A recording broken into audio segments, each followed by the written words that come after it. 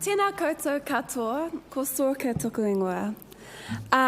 So yes, I'm in my final year of high school, and I am a part of School Strike for Climate, as mentioned.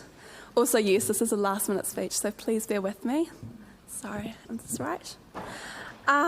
So my speech is also fairly short, so I'm more than willing to answer questions, but I'm not sure how that fits with your timetable, but yes.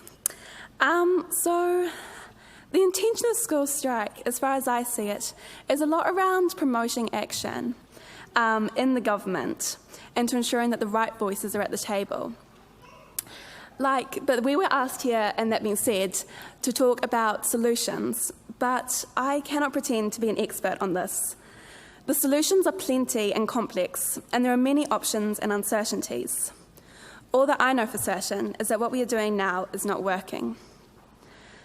Yet this has not always been the case. In the past, we have lived in harmony with the earth, understanding how to treat it and how to live so that we all thrive. We used to use the earth's resources sparingly and with caution, and we lived simply. I think it is important to look backwards to look forwards, a concept I've also heard described as the Māori tradition of whakamori. Some such lessons relate to Indigenous knowledge systems, as well as the simplification of our lives. Indigenous cultures, as far as I have learned, and I cannot say I probably know enough, have a more balanced relationship with the environment. Their systems are complex and practiced and could work indefinitely, probably, as so far they have worked for thousands of years.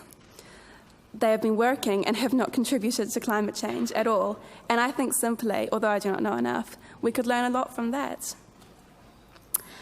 I don't know how it would work if it was weaved together with Western beliefs and current systems. However, we can understand how valuable their understanding is, particularly of themselves in the ecosystem and of the interconnectedness of the different aspects of our lives, and we would all value from integrating and uplifting these knowledge systems.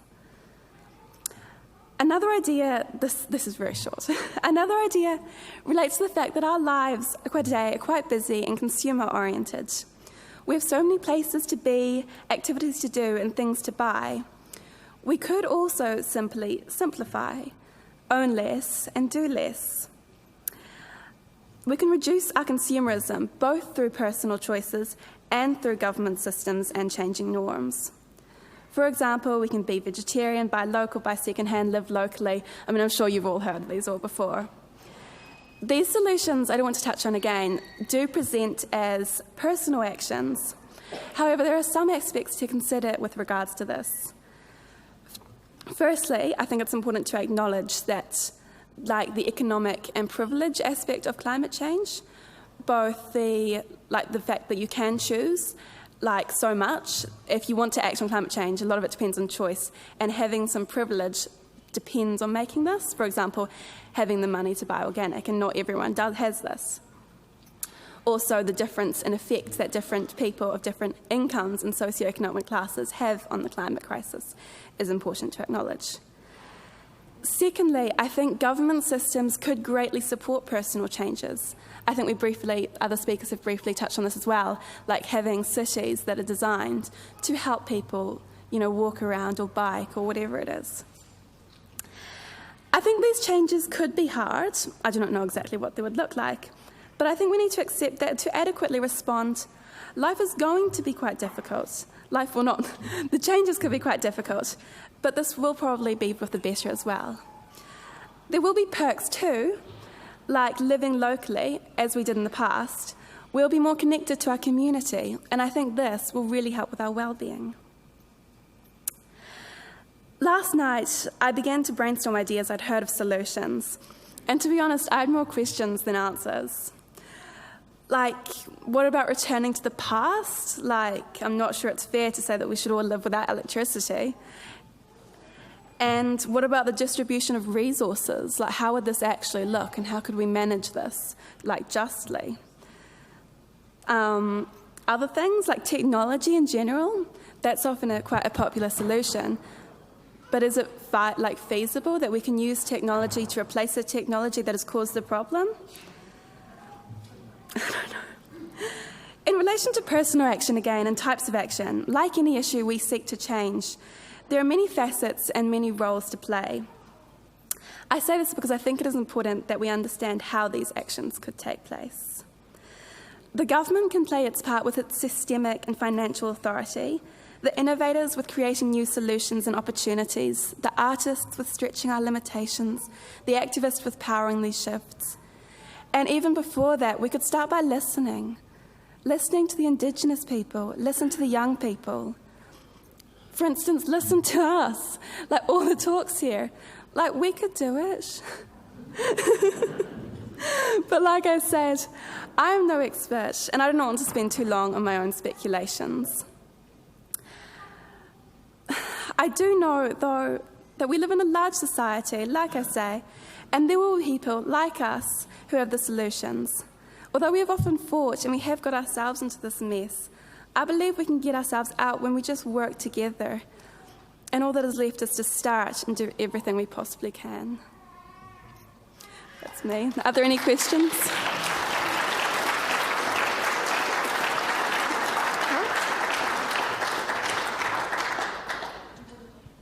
Yeah, I'm happy to take some questions. Yeah, does anybody have any questions for Tōrika? Kia ora.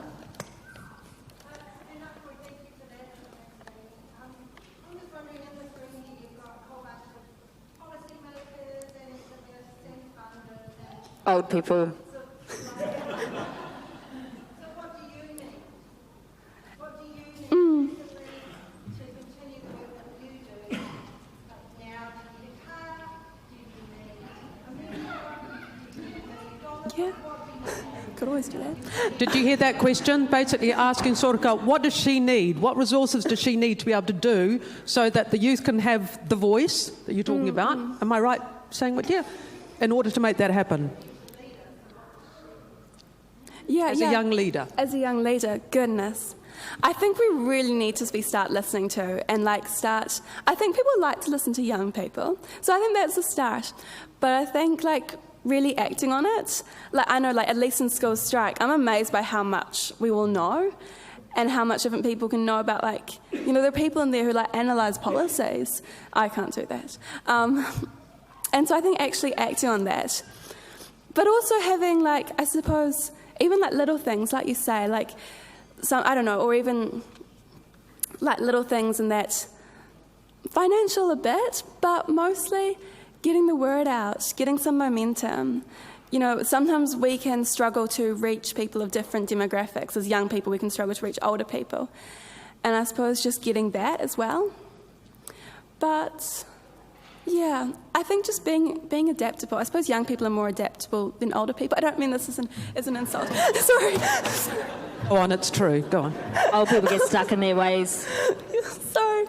But I suppose just adapting to these things, because I honestly believe that we have most of the solutions already. So I think just what we just want is for people to start doing things. Can't wait. Does that answer your question?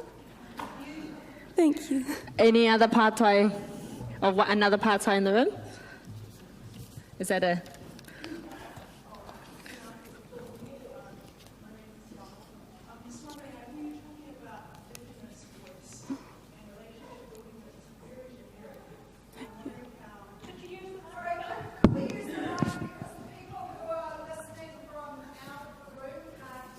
Kia ora mai tātou, tēnā koe, tēnā tātou. My name's Tiaho.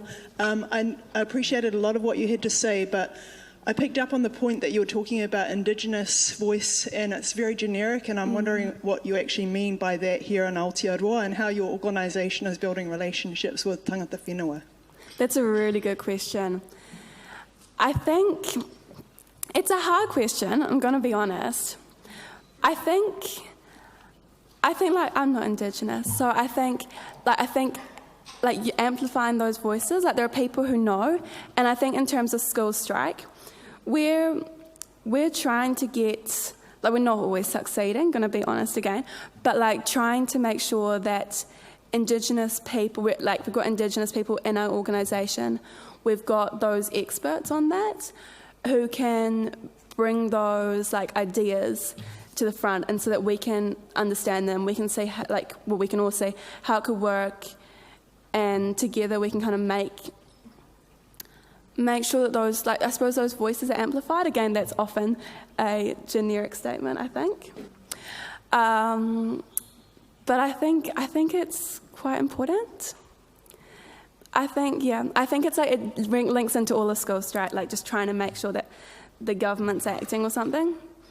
And I guess understanding those Indigenous voices, and because as school strike, we've got quite a platform at the moment, to be honest, I think. And so making sure that when you have our platform, we share it with Indigenous cultures. I think that's mostly it, because it's just making sure that we're both on the same platform. Does that answer your question? I'm not sure it does. Does that answer your question?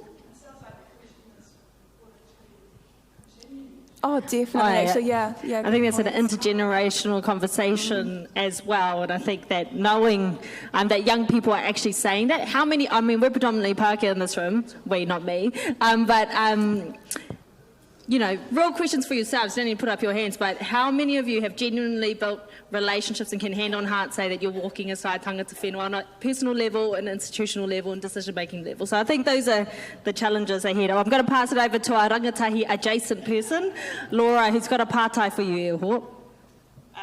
I just wanted to add one comment actually to that question, which is, so we had the lucky privilege of hosting School Strike for Climate's open letter, and they did that in partnership with an organisation called For the Culture, which is Māori and Pacifica people from South Auckland, which was really cool. But as well as sharing the platform, as you say, they also moved their meetings to South Auckland, which, as a person who used to live in Auckland and used to live in West Auckland and used to have to travel to Auckland Central for like Generation Zero events and things like that, it actually means a lot when the meetings get moved to where you are. And so it's not just sharing the platform, it's also making moves to ensure that engagement is happening within those communities. And I haven't seen that from other organisations outside of School Strike for Climate, actually. So props to you, mihi to you. Thank you. And that was all I wanted to do, really, is just give you a mihi, because you have done a fantastic job, and I love the work that you do, and thank you for sharing your wisdom with all of us today.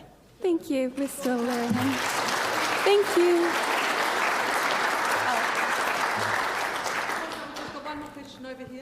Maybe this is less of a question. Maybe answer the first question the lady have. My suggestion is, as I told my sons, both sons, is young people need to get involved more in politics. Politics is not dirty. You can change it. You can make it different in different way. We need to have more younger people in parliament, more young people in regional local government, like Sophie. Sophie has become the youngest councillor. I mean, yeah, so just you guys, it's your future more than our future. And you should make decision, and you guys should make, and we are here to support you. Just get more involved, more young people involved, and more into the, I'm not anarchist, so I have to believe in, work within the organization, the parliament and the local government, national government. And I hope more young people will be there. Thank you. So do we. Tau toko whaia. Kia ora. And I mean, there's one point there, though. We have to ask ourselves, why are these institutions or places of power not accessible for young people? And for old people and old people adjacent people, such as myself, the question is moving out of the way to allow young people to be heard and to know that they are experts in their own experiences and have something to add, because every decision that is made affects young people. So don't make it decisions about them without them. Nō reira. Tēnā koe e Thanks, ho. Socha.